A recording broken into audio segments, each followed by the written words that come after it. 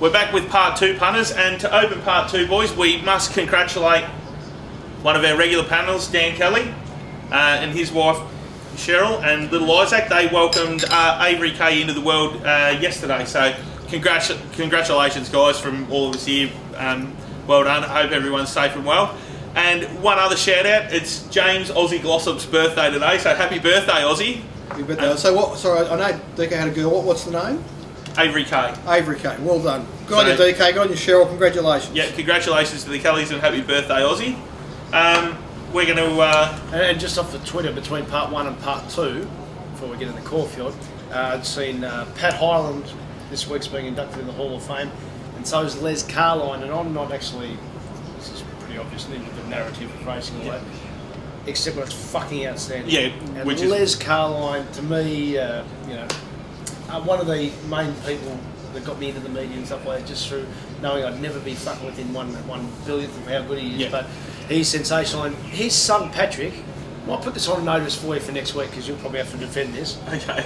But his son Patrick Carline is now one of the great columnists in media in the Sunday Herald Sun. Wrote a very good article about how cabbies. This isn't Patrick's word because I'm not as good with words as he is, but. Cabbies are fucking kidding themselves trying to protest in the world of Uber when they've provided such shit service over the years and filthy cabs and everything else that they've left themselves so vulnerable to being taken over and to go down. And their response was to jam the city streets to saying, please come and do it, and bad luck. On notice for next show, a lot of on-course bookmakers' problems. They are the taxi cabs of they are in a lot Australian of ways. racing, aren't they? Yeah, unless they get their head out of this idea of protecting their turf, they are going to become extinct. But the question isn't whether they will. The question is if the genie's that far out of the bottle. That's bad luck. Yeah. And I got nothing against them whatsoever, seriously. But their business model for too long. Too many bookmakers over the years have rejoiced at the fact when they get into a corporate marquee and rob punters blind and with uncompetitive prices and all that type of stuff. They haven't moved with the times, and for all the complaints, and most of them rightful against corporate bookmakers, they've become the marketeers of the industry in a lot of ways, and the on-course bookmakers have done jack shit in marketing themselves or the product.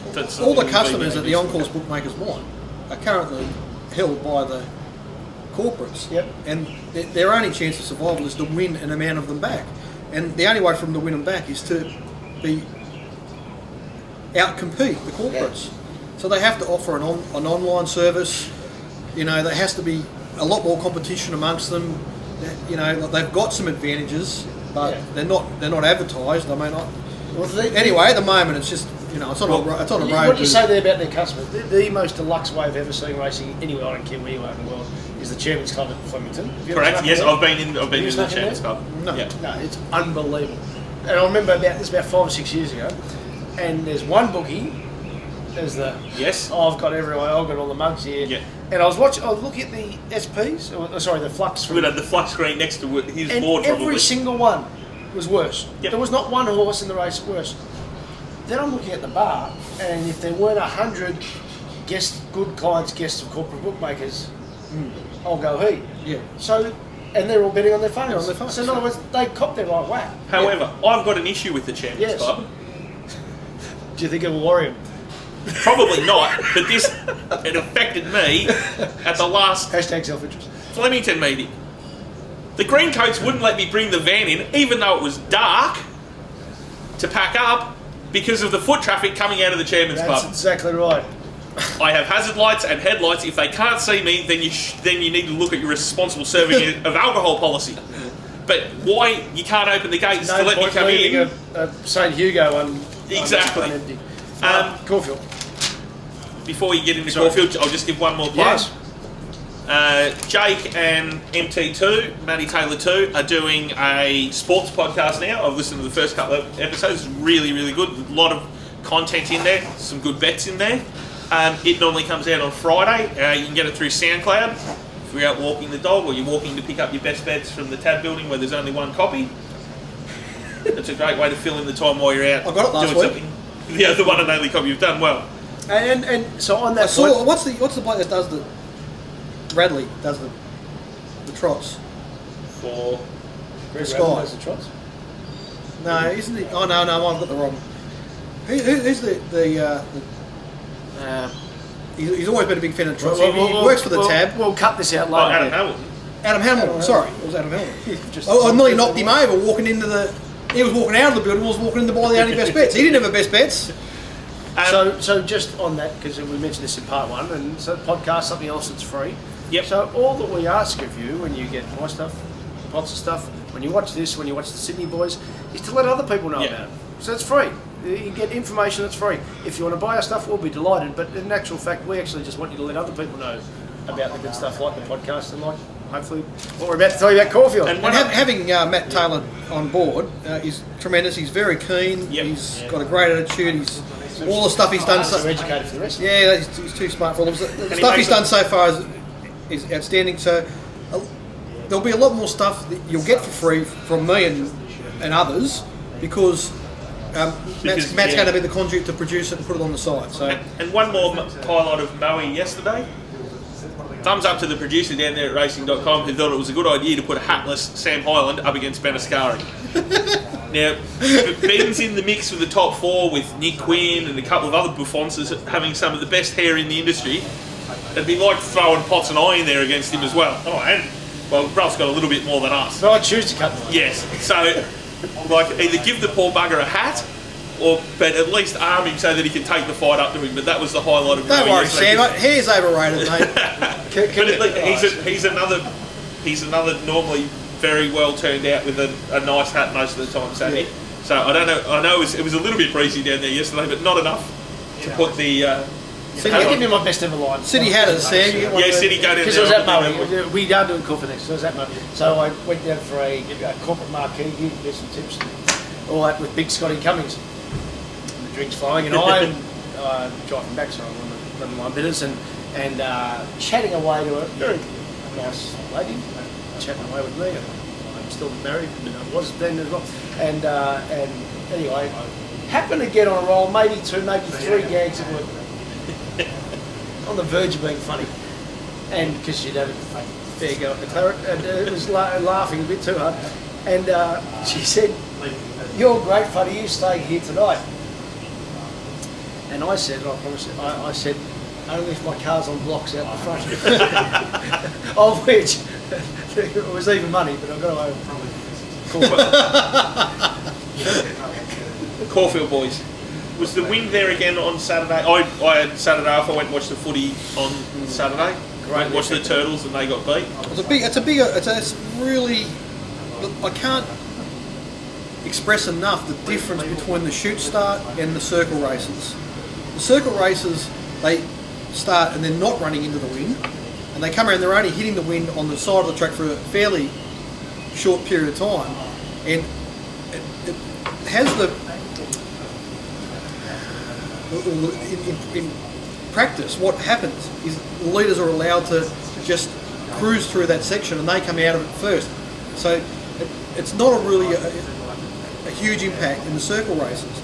But from the chute, it's impossible to win there at the moment under those conditions with a north wind, headwind down the side to win without cover. You absolutely have to have cover. Now hang on, so the counterpoint to that is... You can be wide, but you can't be at the front of the arrow. You can't be at the front of the arrow. But has that been tested? And by that I mean, there was one jockey out of, what do we have, 3 shoot races. There was a couple of 1200s, there was an 1100. Now, just four shoot races. There was one jockey who rode his horse fast, and on Vince's figures, absolutely is perfection. On a leader.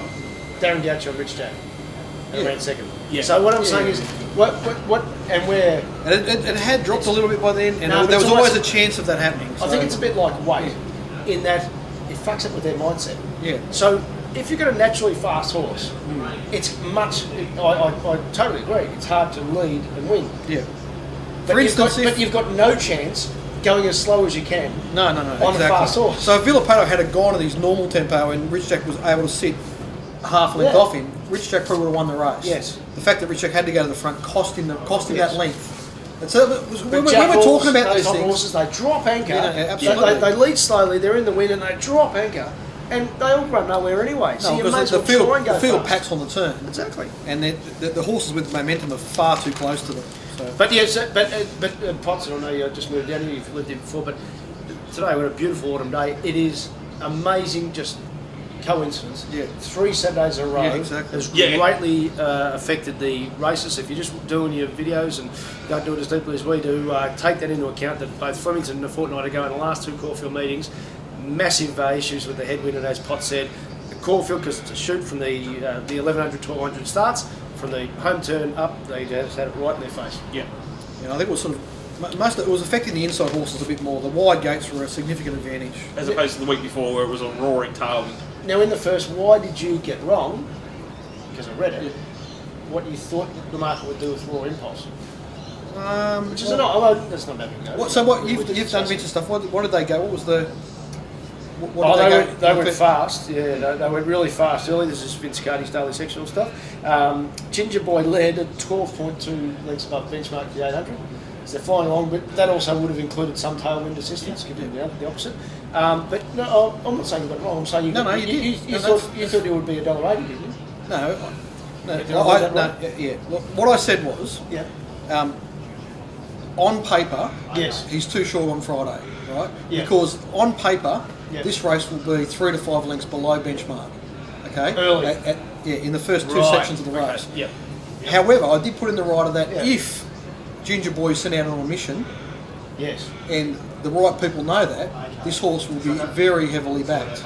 The only Yeah. problem for Raw Impulse is a potential change of tempo issue. Yes. And Ginger Boy solved that problem, Well and the played. right people knew it. So that's why I didn't get involved in that race, and that's why the betting was like it was.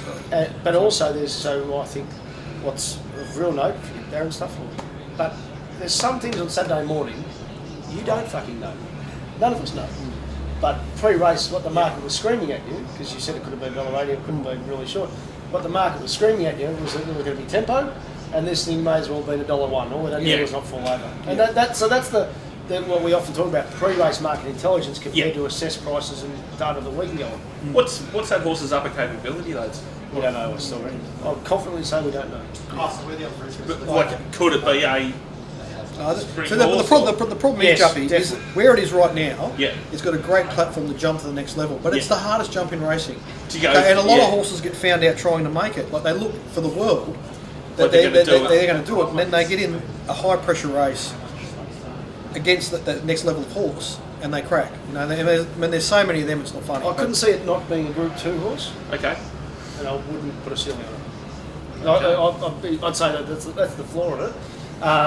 The other thing that some horses you just get a great handle on. And what I was dirty on was not having a decent go to place on Golden Maid. Yeah.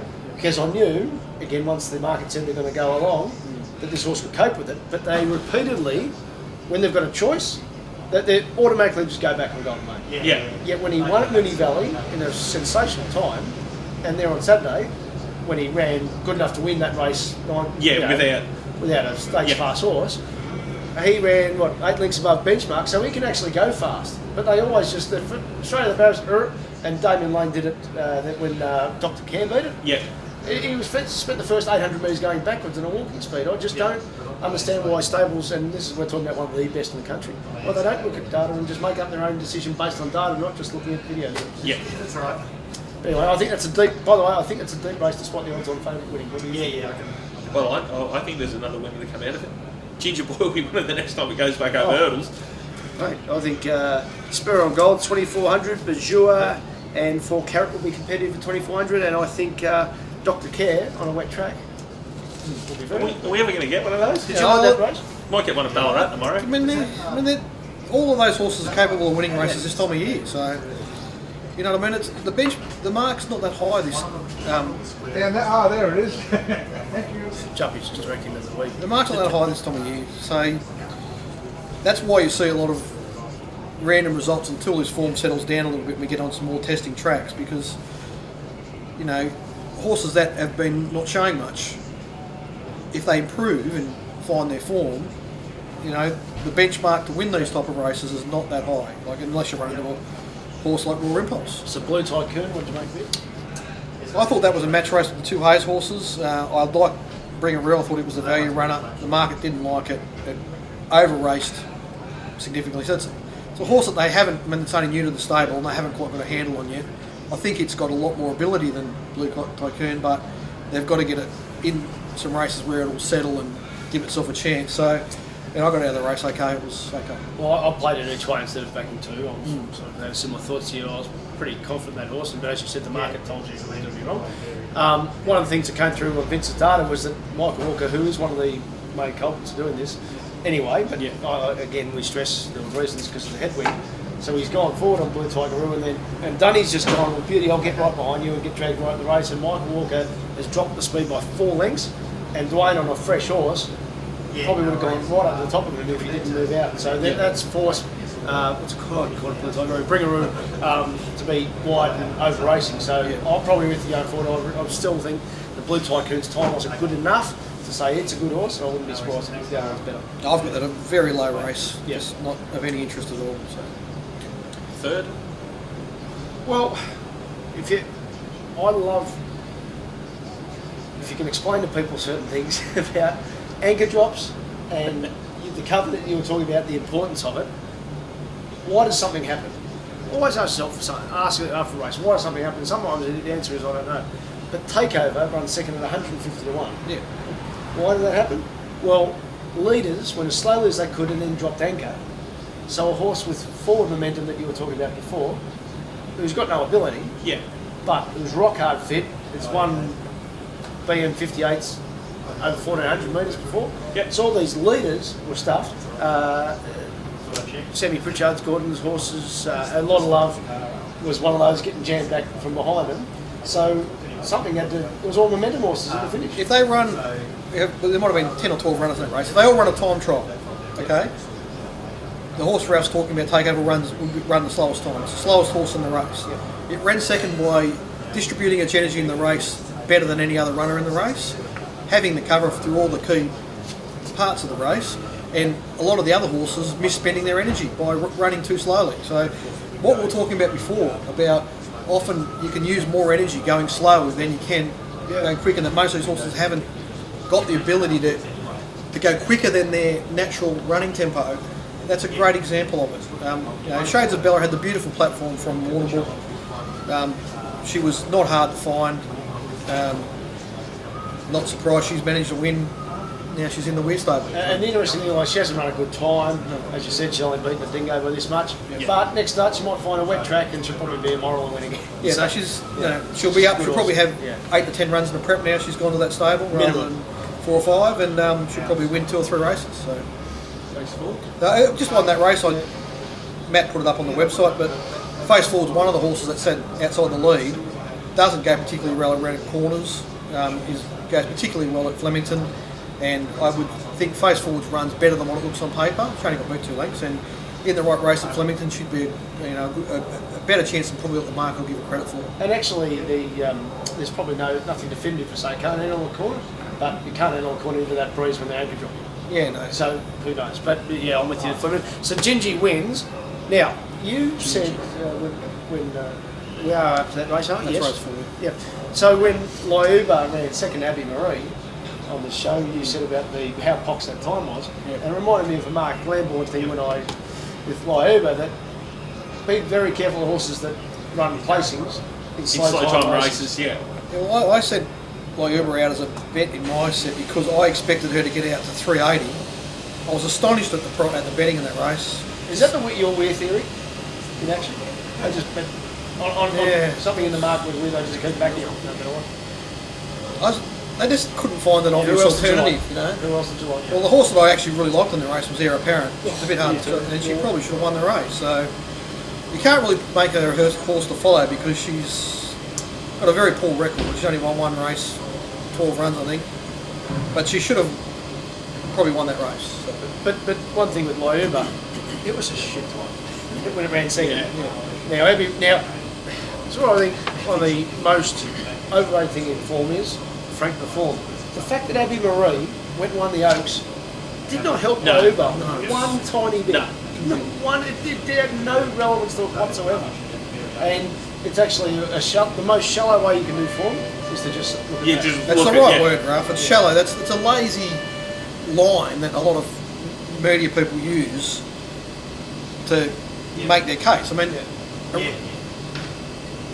feed races are either, you can tag them in different ways. They can be good form races, typically fast races. They can be okay form races, like slow races. That race that Liobu come from was a poor lead-up race. Yes. And the problem was in marking anything shorter than Liobu was there was no alternatives, you know what I mean? So, because they were fillies and... You had to go the different form, yeah. Which is where Gingy came from, where Apparent came from, and one had luck and had a great ride from Boy One to Ben Allen, and one didn't. Yeah. So this is... She actually ran a reasonable time, though. Yeah, I think the win might be... Well, then you've got Miles of Christian too that had that no trial. Yeah, so we'll talk about Miles Christian before. Just on the time,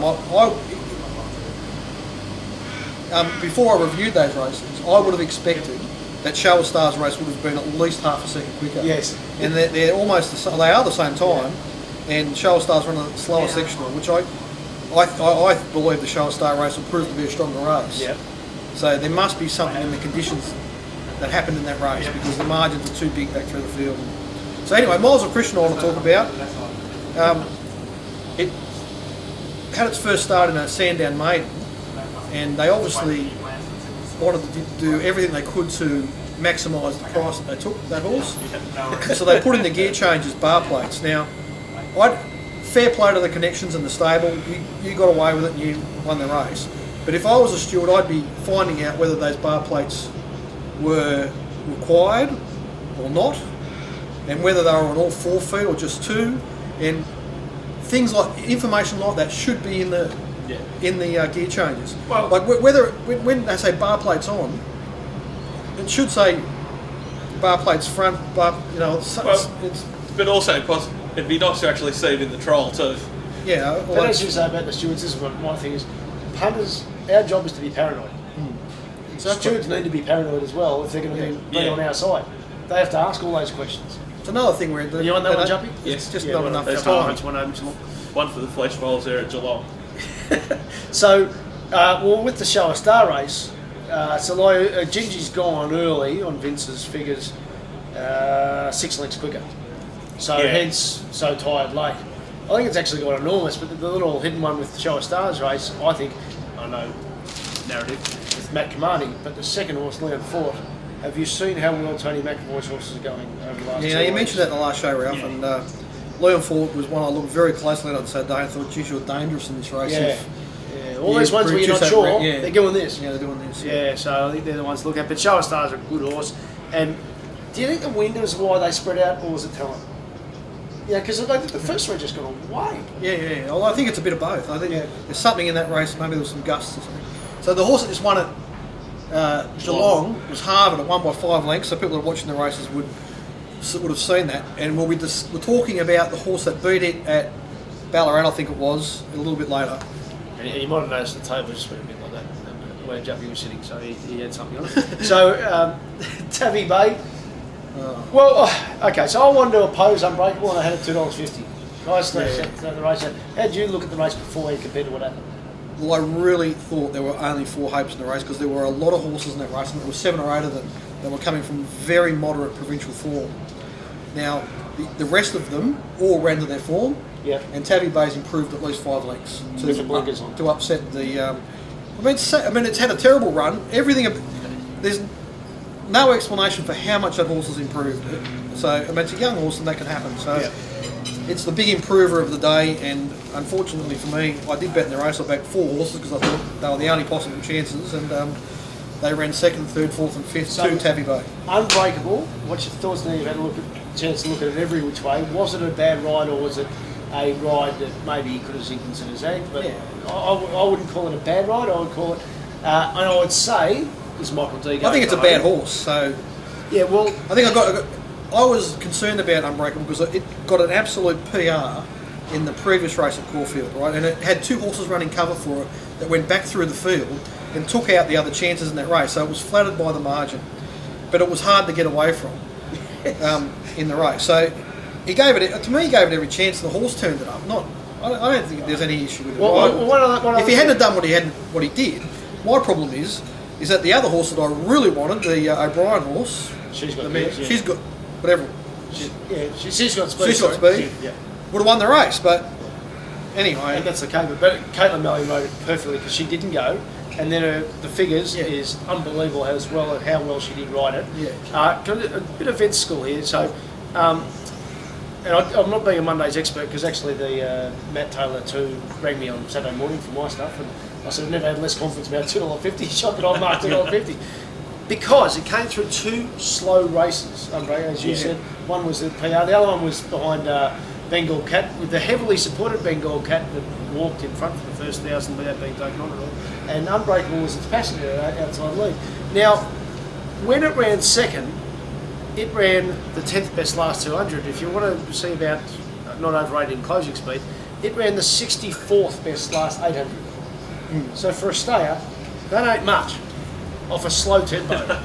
Then when, as Pot said, had the absolute PR at Caulfield, Vince adjusted the times up 8 lengths and it was still a middle ranking race. And his last 800 was the 67th best last 800. So he's come in with two mid-60s. Now, one of the things with Vince's stuff that's amazed me, it absolutely knocks up all the time. I don't know if you've seen this one, but for the 400 and 200, so that increment compared to the last 200, if the last 200 is significantly below the 400 and 200, it's conditioning. Yeah. And that's what happened with Unbreakable, and it wasn't because D went for home. And what we call it as it is, because people who never criticise jockeys can't be trusted when they praise. We do both. Its last 200 he fell off the cliff that horse. And that's probably from 2 soft runs. Well, yeah, that's right. And that stable, can I that horse. I mean, it's just not a very good horse. Can I just chime in and say something about Michael D? As you guys have said, you did everything you possibly could, but like we've got sort of our little stable of jockeys, B Allens, J Allens, these sort of ones. MD at the moment, just to me, he seems to just be going like a bus, and he doesn't seem to have too many tactics on his side. He just seems to be punching around, and he seems but to every 10th ride, everything will go right for him, he'll win. That's the problem, you know what I mean? But, they still win races. But you know what I mean? Pot's like, if there's one that's... They're sportsmen, they need confidence, and he just doesn't seem to have a lot at the minute. He took initiative there. Well, he's 20 or 21, and he's an okay jockey. He's not great. Yeah. But what I would say is, blokes like him and Daniel Stackhouse, who's better than him, but similar, he's not superstar. Yeah. There are some jockeys in Melbourne at the moment who do have superstar talent, who aren't being put on. Now, would that suggest to you that the trainers don't have enough faith in them to ride logically often enough, and they would rather have a bloke with less talent, or at least do what they're told? Well, we saw that... Please don't say your names, just so I can keep my house. No. But we saw that with the Wallace stable. When Chris Simon said that on his little segment on RSN a while ago, he goes, what happens when you ride for the Wallace stable? You have very specific instructions. If you don't carry it out to the satisfaction of the stable, you simply won't ride for them again. Yeah. So I'm referring to jockeys who do it their own way and you often the logic as opposed to riding. There's probably only a couple that can get away with that, though. That's true. One of them was parked in the committee car park at Sandown on Wednesday. So speaking of Michael D, I was on him on the next in my divine. Guys, before we leave that race, all I want to say about Tabby Bay is I have backed at least 2 horses, maybe 3 out of the race that it was. Did it run a plate? It might have run second at its previous run. I think it was either Bendigo or Ballarat, can't remember. One of the horses that backed out of that race was Rockaby Red. And it winning on Saturday did not frank the form from the Bendigo race, let me tell you. Because that race is legless. So Tabby Bay's form was legless, and it's improved dramatically there on Saturday. Which, as you say, young stayers can. And one of the things with that we probably should mention, Chris Parnham showing the initiative. He's a young talent. And I found it amusing when people say, Unbreakable, he went for it into that breeze. Now, just press pause, we're not making this up, at the 500 metre mark, guess who was out in clear air into the breeze as well? The winner. It was so exposed nothing. Now, so I was on D in Divine Mr. Odie. Now, there are times where you get them right and wrong and all that. That horse should have won, but it wasn't his fault. That's just what was happening on the day. Horses were getting jammed up. What did you see that race? Oh, that race was just dominated by outside gates. So momentum. Yeah. You needed to be... Like the leaders would... To use Dallas's term, they were cement trucks. They took all the other horses back through the field, and yeah, the only way you could win it was to be in a wide gate. So And there they all were, the leaders there, so we'll name them. Thelberg, which was Ben Thompson, Chapel Road, Jake Noonan, and the other leader was it was a 10-tat Charger. Yeah. 10-tat Charger, that they went forward and slammed the anchors on. Yeah. And they ran nowhere, so why wouldn't you may as well like gouch it in the next one?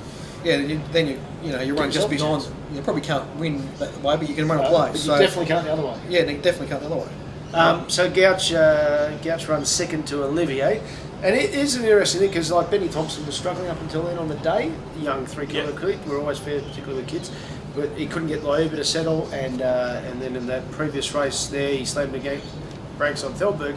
But it's one of these things where if you do the map, you can get some confidence in because you knew Gouch was going to rate his horse perfectly. Yeah. So then all of a sudden the kid could come across and basically be thrown into the race and not have to. He didn't have to try and do it himself. Yeah. Olivier's just travelled sweetly throughout.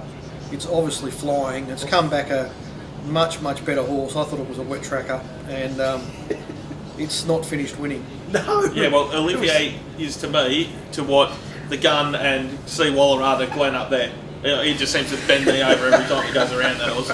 That's twice in a row as a champ. Well, it won't be getting us again. Yeah, you can always draw a line as a punter and say, right now I'm on your side. As an idea, you can't, but say I'd get on your side. It was sort of, I got blindsided at Warrnambool and got whacked with it, and then... So who do you want to back out of that? Because I would want to be Rich Jack, obviously Olivier. Tad-Eye Tunno you need to do your map with confidence because he gets back. Spread Eagle could pick at fence to winter. Yeah, Spread Eagle's a horse with the article that Matty Taylor did from horses to follow. Spread Eagle's the main horse to follow out of the meeting. I'm sort of not certain I want to be backing him strongly until he gets to 1400, but that was a very good run in that race, and he's obviously in for a good campaign, I would think. And the last race, the only slight query I've got is he's resumed off a fairly short break. So, how many runs he's got in this prep is the query. He might not have as many championship type chance. Well, if he's got enough runs, yes, right. He'd certainly be in that race up to his neck. But he was only off for like a 70-day. Smart camp. The last already. I found Metrology on Anzac Day. Yes. Because I picked apart that Sandown hillside track. It was a tip. And one of the things that came from was that because the last 200 on Vince's figures was a good 3, from the 600 to 400 it was borderline heavy. Right? Okay. 6 to 400, sorry, that was 6 to 400, 400 to 200, it was about a 5 to 6. And the last 200, 3, rock solid 3. So what that actually meant was that the horses with full momentum, when they got to the 200 metre mark, they've got there first. Yeah. So, and this, if you look at that 9th of April meeting in hindsight, you actually see all that throughout the day. So I thought, no, this horse is ready to improve, and he gave fucking nothing. So I had to jump off. I'm on Refulgent to get me out for the day, fortunately each way. And then this dirty skunk Metrology takes off, and in fairness, you talk about the Spurs post-race. At least I did hear on Saturday morning Tom Cabernet, which I don't listen to one, but he did say, I think the horses at Warrnambool jumped less than he has since we put the blinkers on, so I reckon they didn't miss him. He was a horse who got frightened into showing his best. Well, we're talking about a horse here that did win the Sandown Guineas. Yeah. So he's got talent. A horse with obvious ability, but he just is completely unreliable. He's a thief. He could win next start, but he might not ever win another race. So there's no way of accurately assessing him in a race. I mean, there was no support for him. You want to be on the 2nd, 3rd, 4th. Refulgent, longer on. Lord Durrani, who went enormously. I thought Lord Durrani was the run of the race. Oh, died from wet track.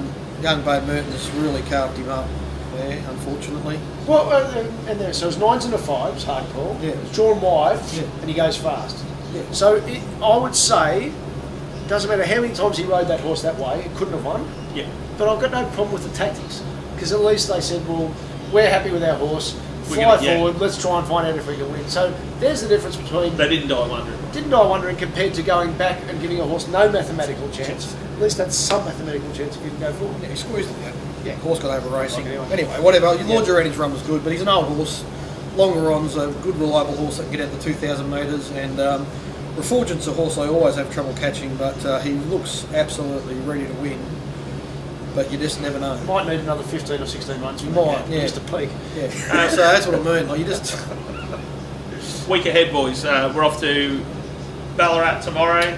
Ararat and Pakenham on So Thursday. Ballarat for my midweek subscribers, I'll just be doing the last 4 races there because the first 3 are over the jumps, and then there's a 2-year-old with not a lot of exposure. Jumpy racing. Jumpy can do the form for the 3 jumps. I'll try and put something up tomorrow morning because I'm going to Ballarat tomorrow, so I'll put something up. Send it, put it up, but send it to me as well, and I'll put it on the The set. AJ pot set, just while DK's And wedding heads. but the last, I've done 2 of the last 4 races. They look worthwhile. Can I give out a free tip here? Just can't remember. Now you guys talk for a minute. Well, then we go to Ararat and Pakenham on Thursday. No, I got Thursday off, but I'm going to Geelong Synthetic on Friday, and then Cranbourne Friday night. Flemington and Wodonga on Saturday, and we have Bendigo and Casterton over the live hedges on Sunday. Just need some luck with the win, which I think is going to be perfect. We should get a perfect racing service at Flemington on Saturday. Look, a quick look at the knobs. You keep an eye on the black shorts. The home tracker Danny O'Brien, I think, will be in for a big day. I do have a moral for Flemington on Saturday. Which is? Paddy Davies will whinge about the Flemington $1 one. because it's a tip. Yeah. And please, Flemington, if anyone at Flemington's watching, you didn't do it at the last meeting. Someone get the blower out and blow all the leaves and other crap out of the ring before we get there. Oh. That'd be great. And then we've got Mildura Monday. Did you find one? I think Prince Tarquini is quite a nice horse. He could do something there tomorrow. Okay, so in DK's honour, we've got a coming maiden winner. Royal Shame, I think it's called. Royal Shame ran at Ballarat on the 8th of the 5th behind one of those price horses. Tell the Judge or something. Second or third race, yeah. Tell the Judge, I think it was called. It's had a wind up, so they're probably trying to sell it to Hong Kong, but whether they do or not, it's actually a nice horse. But Royal Shame was on debut there and ran a very good race for a horse that's likely to be better over 1,400 metres. So that's our coming maiden winner. A maiden winner worth watching. Now, I don't even know. I've got no idea what this horse is going to do.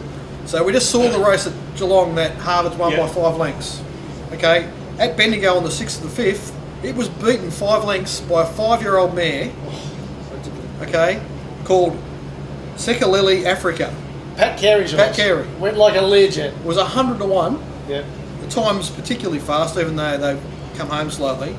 How a horse does that first up is a head scratcher. It's just a real head scratcher. So I don't know if that's a one-off for Sekaleli Africa or whether it's ready to win a Saturday race. It's one of the two though. It's a really interesting horse to see what it does coming off the 100 to 1 win. And then the other one I just want to mention is last Wednesday at Sandown, 5-year-old mare that's been ridden poorly throughout most of her career, and she's got the habit of being a bad parader as well. So unfortunately you've got to watch her in the parade. You've got to see that she's on a game and she's ready to go. But if she is, and then on top of that she's ridden in intent, which she was last week by Chris Simons, Beirut has absolutely flown there last Wednesday. I don't want to talk about that. And she has decimated that field. Refused to Lose has actually run a really nice race to run second, and 7 lengths back to third. Enormous margins back through the field. Beirut can win again if she parades well. She could win a Saturday race off that. Go D's. You can grab Ralphie's stuff at racetrackralphie.com. Jump on .au. One to follow. Head there, or the Punter Show site. And share this on YouTube to other people. Share it via your social media channels. If you like it, if you don't like it, just can't let us you know. last this long. What about the punters? We'll see you next week, punters. Through.